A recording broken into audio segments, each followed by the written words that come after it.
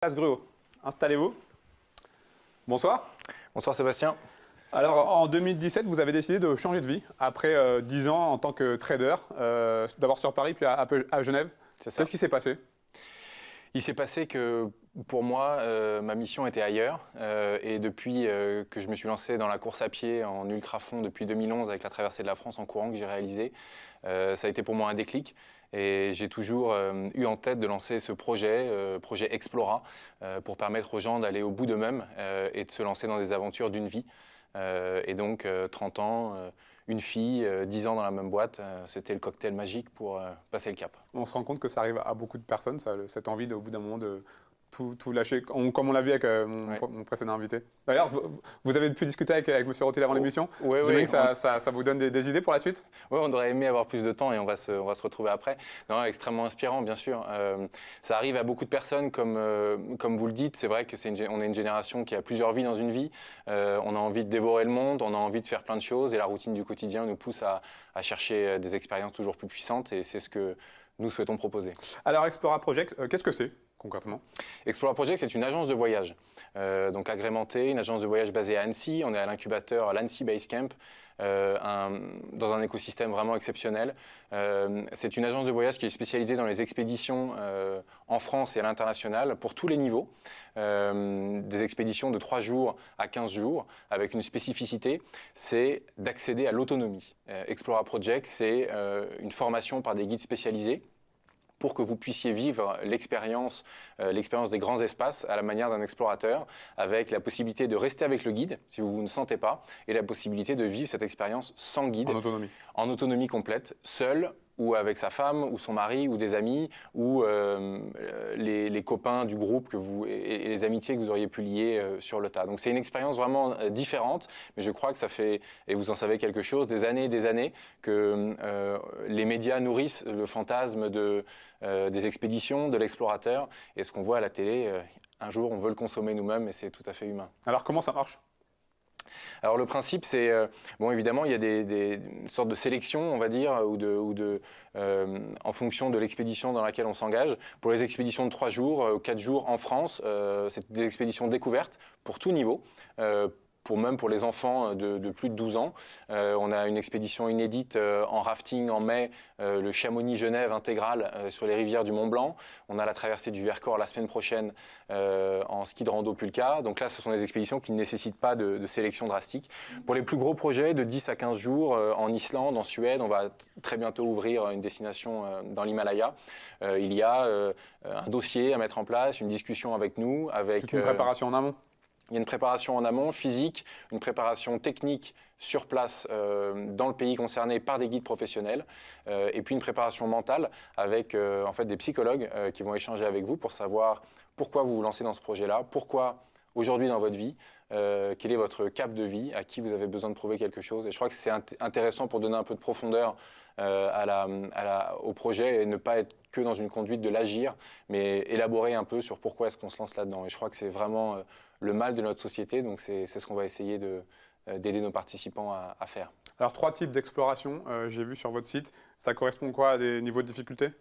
Oui, alors on a donc l'expédition découverte et puis les expéditions internationales. Les expéditions découvertes en France, le format que je vous ai évoqué, les expéditions internationales qui sont plus engagées, plus engageantes, bien sûr. Donc ça, c'est les niveaux de difficulté. Et puis il y a un 3e type, ce sont les expéditions de reconnaissance, qui est un petit peu différent, qui est avant d'ouvrir une destination au public, l'équipe, le staff et une boîte de production se rend dans le pays pour défricher, aller tester ces itinéraires inédits, et on propose à quelques happy few de venir avec nous pour tester l'itinéraire sans savoir vraiment ce qu'on va y retrouver. On part notamment en Suède en mars avec 4 personnes pour la traversée du pays en kite ski. Je ne sais pas ce qu'on va trouver là-bas, eux non plus, et c'est sûrement bien sûr ce qu'on va chercher. Alors j'ai vu que vous aviez aussi une démarche éco-responsable, notamment par rapport à l'environnement, protection, respect de l'environnement. C'est important, ce sont des notions qui c'est pas que c'est important, c'est que c'est obligatoire. Je crois qu'aujourd'hui, on traverse des lieux qui sont peu visités par l'homme. Et donc, on ne peut pas utiliser la tribune d'Explora pour ne pas, évidemment, évoquer les grands sujets environnementaux. Donc, bien sûr, chaque destination a une cause qui lui est accolée et pour lequel nous allons essayer de communiquer un maximum, que ce soit des causes pour les hommes, l'environnement, la faune ou la flore. Donc, on est membre de 1% pour la planète, bien sûr, et puis tous nos partenaires équipementiers, on est équipé par Patagonia par exemple, qui nous pousse à aussi ne pas perdre cet ADN-là qui est capital, qui n'est pas toujours facile de garder, qui peut parfois être, on va dire, contre-économique, mais c'est très important pour nous, ça fait partie vraiment de l'ADN du projet. Comment est-ce que vous choisissez les destinations ? Alors c'est participatif, c'est-à-dire qu'on fait beaucoup de sondages avec notre communauté pour leur demander où est-ce que vous avez envie de partir, aussi simple que ça. Et puis on cherche des endroits qui ont un sens, qui ne sont pas surexploités aussi touristiquement et qui peuvent permettre de vivre des expériences incroyables. Donc c'est un mix d'une alchimie, les terrains sur lesquels on est expert, on n'a pas de réceptif sur place, on fait tout nous-mêmes. Ça, je crois que c'est important de le dire. Il y a très peu d'agences qui travaillent comme ça aujourd'hui. Quand on achète Explora Project, on n'achète pas une agence locale qui aura mis la casquette Explora avant de vous serrer la main à l'aéroport. Ça, je crois que c'est un vrai gage de qualité. Ça coûte beaucoup plus cher à organiser, mais je crois que c'est la seule manière pour délivrer du vrai et du bon. Donc c'est entre notre expertise et la collaboration de notre communauté qui grandit et qui se prend d'amour pour ce projet, et c'est vraiment un plaisir. Justement, combien est-ce que ça coûte ?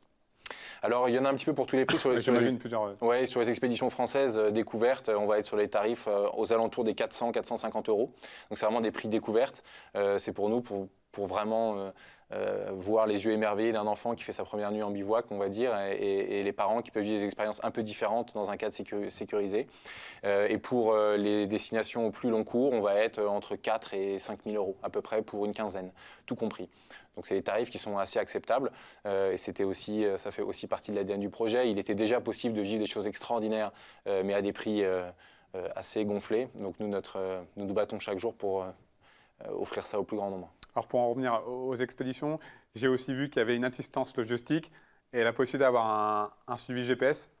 Oui. Vous êtes dans l'air du temps ? Oui, on ne peut pas proposer ces expéditions-là à tout un chacun sans avoir un filet. C'est donc évidemment un suivi logistique avec un suivi GPS, un support logistique avec des balises que chaque participant aura. Sa famille pourra suivre à distance son évolution dans le pays, sera rassuré. Il aura la possibilité d'envoyer un « tout va bien, j'ai besoin de plus de nourriture » ou au prochain lieu de rendez-vous, je demande, je ne sais pas, un support logistique quelconque. Enfin, c'est une sécurité. Aujourd'hui, on est obligé d'être connecté et on a les outils pour le faire. Donc, vraiment, c'est évidemment la direction qu'il faut choisir. Vous êtes satisfait là, de ce qui a été mis en place depuis 2 ans ? Oui, je suis très content. Ça fait même une année en fait. Ça fait une année. C'est depuis février 2018 que ce projet vit vraiment. Donc c'est une toute petite année.